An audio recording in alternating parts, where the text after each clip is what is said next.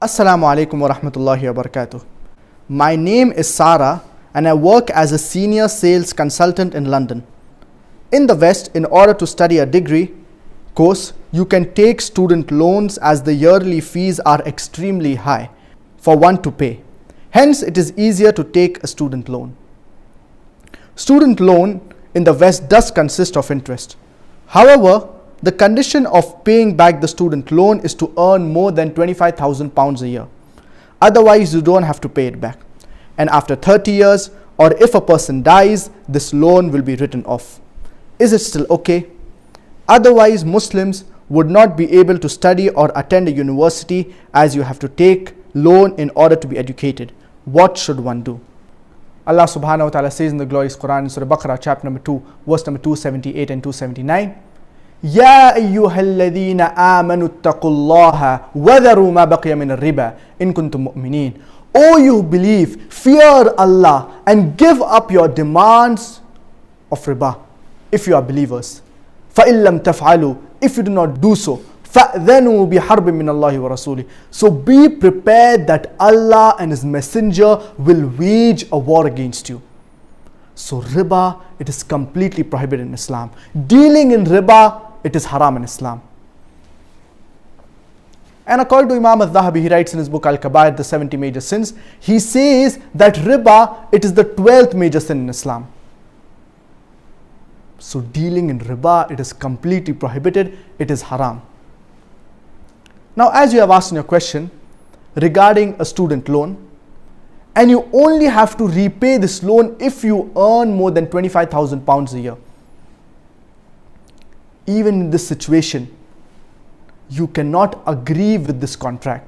Even if you know that you will not earn more than £25,000 a year, yet you cannot agree with this contract.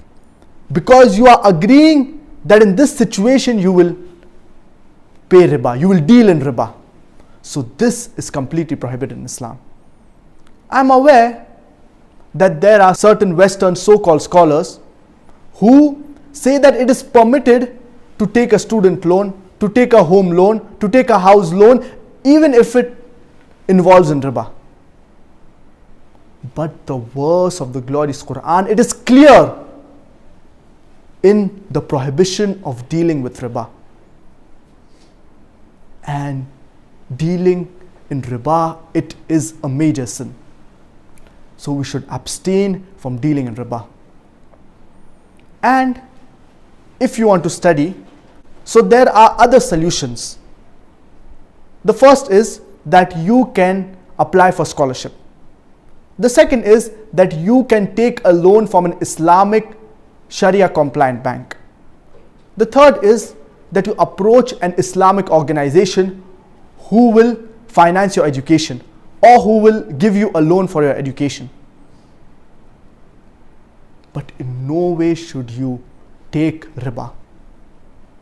And many a times, you know that if you deal in riba, in this world you will get a lot of benefit. It will be lucrative. For example, if you take this loan, this student loan, it may be, for example, for medicine. And then later on, you will become a doctor and you will earn a lot of money. You will have so much respect. But what is the point of this money when it is haram? What is the point of this money when in the akhirah you will be among the losers? And it is a test from Allah subhanahu wa ta'ala. Allah subhanahu wa ta'ala tests different people in different ways. So Allah subhanahu wa ta'ala tests people. For example, He may show them that they have a good offer to deal with riba. But it is a test for this person in this situation, will he yet deal in riba or no? So this is very important, that we need to abstain from all the things that are haram. And inshallah, you have other solutions like scholarship. You can take a loan from an Islamic bank, a Sharia compliant bank, or you can approach an Islamic organization who will give you a loan. So these are the options, but in no way should you deal and involve in riba.